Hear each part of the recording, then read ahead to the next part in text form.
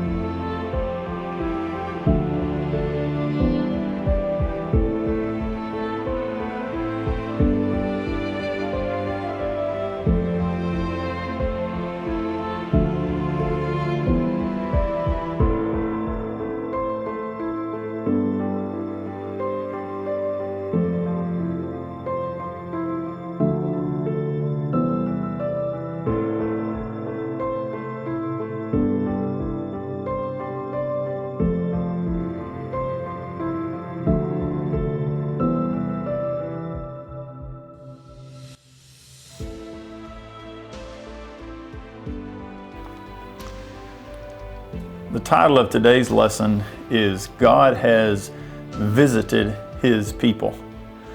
It's appropriate we're standing here at Zeller Funeral Home, in Zeller Funeral Home in East Newmarket, Maryland. And if you go back in time with the history of funerals, even a little bit before my time, when someone would pass away, they would have a wake and people would sit up all night before the funeral the next day with the family and with the deceased. Most of my life, we've had viewings where, of course, the family and friends would come around and for closure perhaps, and in mourning, take one last look at the body of their deceased loved ones. These days, most of the obituaries that I see will announce a visitation. And that's what this lesson is about, a visitation. But it's a visitation of God. And this is something that's recognized by the audience in this story. It's not something that's proclaimed by a prophet, but it's recognized by the people who are in this actual story. The context is Luke chapter 7, verse 11 through 17. I want to read this to you. This comes after the story of Jesus helping the centurion in Capernaum. It says, "And it came to pass the day after, or the next day, that Jesus went into a city called Nain, and many of his disciples went with him." Remember, he didn't just have 12 disciples. He had hundreds of disciples. At times, there were thousands who claimed to be his disciples. He ended up with 120 by the time he had ascended back to heaven. But many of his disciples went with him, and much people. There were a lot of people who were just curious, and they were just following along to see what all the hoopla was all about. It says, "When he came near to the gate of the city, there was a dead man carried out, the only son of his mother, and she was a widow." Notice all of the difficult circumstances of this scene. "And much people of the city was with her." So you have two very large crowds meeting here at the gate of the city. What is Jesus going to do? Is he just going to lead his group off to the side so that the funeral procession can go by?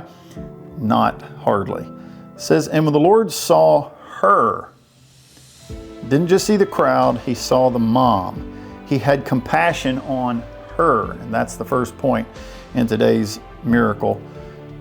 Jesus cares. God cares. He cared for this woman who had lost her only son. It says he had compassion on her and said unto her, "Weep not." He's not rebuking her for weeping. He's saying, hey, don't cry.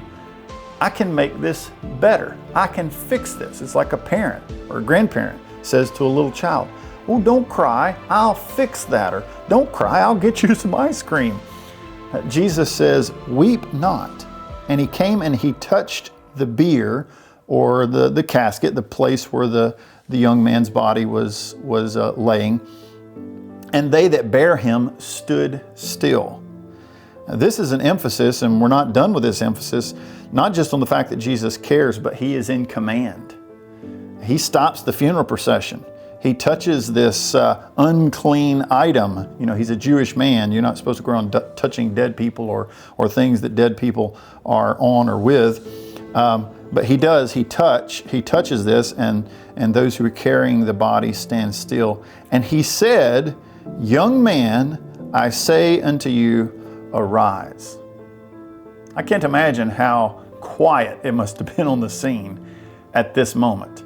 Jesus touches this casket, and he says to the dead man, "Get up." But he is in command because the man responds. And he that was dead sat up and began to speak. A lot of these things are not recorded in the scriptures, but you have to wonder, who did he speak to? Did he speak to Jesus? I think he probably spoke to his mom. Jesus did this for her. Did it for a lot of other reasons too, but he did it out of compassion for the mom. But Jesus not only cared for the mom, he was in command. He was in charge. He was in control of this situation, and he raised this young man from the dead. And he delivered him to his mother. So Jesus took the young man to his mom, and it says there was a response. And all of these hearts, all of these people who were disciples of Christ, just curious followers on the scene, and the big crowd that was with the funeral, it says that there was a response. Fear came upon them all, and they glorified God. Those two things don't necessarily seem to go together at first blush.